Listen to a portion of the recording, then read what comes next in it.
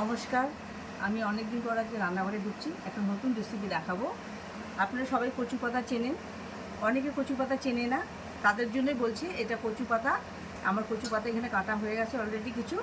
আর এটা সজনা পাতা, এটা আমাদের পশ্চিমবঙ্গে সবাই চেনে সজনা পাতা বলে এটা।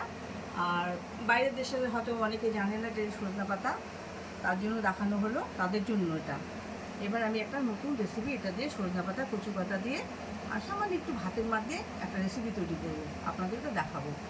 ধন্যবাদ বন্ধুরা। এই যে আমার কচু পাতা আর সজনা পাতা ধোয়া হয়ে গেছে। এই যে এখানে আমাদের দুটো রসুন থেতো করে নেওয়া হয়েছে। এই যে কাঁচা লঙ্কা, একটু স্লাইড ভাতের মার দেবো, কেন ভাতের মার না দিলে টেস্ট আসবে না। এবার আমি গ্যাস জ্বালাচ্ছি। কড়াই গরম হয়ে গেছে, একটু জল দিলাম আমি, কেন বেশি ভাতের মার দেওয়া যাবে না, বেশি হয়ে যাবে, যার জন্য অল্প জল আর স্লাইড অল্প ভাতের মার দিব। এই যে আমার এই জলটা ফুটে এসে মানে ভাতের মার আর জল দিয়ে মিশিয়ে দিলাম। এবার আমি এই যে রসুন ছাড়ছি, তারপরে এই যে কাঁচা লঙ্কা রসুন সব একবারে দিয়ে দিলাম। এটা একটু স্লাইড ফুটবে, তারপরে কচু পাতাগুলো দিয়ে দিই, কচু পাতা সজনা পাতা।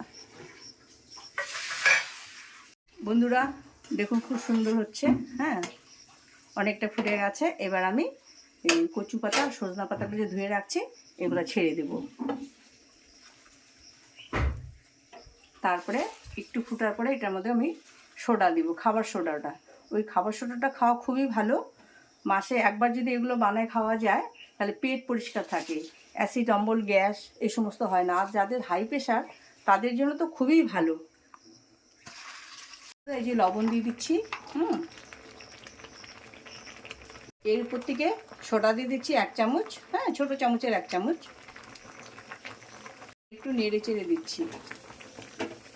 দেখুন বন্ধুরা কালারটা কি সুন্দর এসছে না, দেখেই লোভ লাগছে। এটার সাথে মাছের ভাজা, ডালের বড়া দিয়ে যা টেস্ট লাগে না, দারুণ, মানে 1 থালা ভাত খাওয়া যায় এটা দিয়ে। এটা একটু ডাল ঘাট না দিয়ে ঘেটে দিতে হয়, তাহলে সব পাতা কচু পাতা সজনা পাতাগুলো সব একদম গলে মিশে যাবে, তখনই খেতে টেস্ট হবে। আমার কচু পাতা আর সজনা পাতা রেসিপিটা কমপ্লিট হয়ে গেছে। এবার এটা আমি নামিয়ে দিচ্ছি। কালারটা খুব সুন্দর না?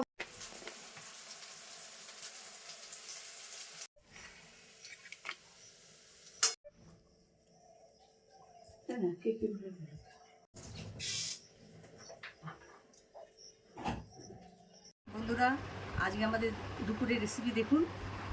এই যে কচু পাতা সজনা পাতা দিয়ে যে রেসিপিটা করা হলো এটা, আর মাছের ভাজা আর মুসুরির ডালের বড়া। এই খাওয়াটা খুব টেস্টি, কেন কি আমরা প্রতিদিন তো মাছ মাংস খাই, তো আজকে ভাবলাম যে আমার অফিসও নেই, তো ভাবলাম যে আজকে এই রেসিপিটাই রান্না করা হোক, কেন প্রতিদিন মাছ মাংস খেতে খেতে না অভুক্তি ধরে যায়। আর বন্ধুরা আপনারাও এরকম করে রান্না করে খাবেন বাড়িতে, এটা খুব টেস্টি। দেখুন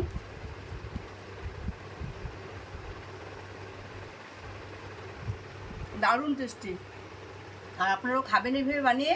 আর আমাদেরকে লাইক কমেন্টস সাবস্ক্রাইবটা অতি অবশ্যই করবেন বন্ধুরা, আর আমাদের পাশে থাকবেন। ধন্যবাদ।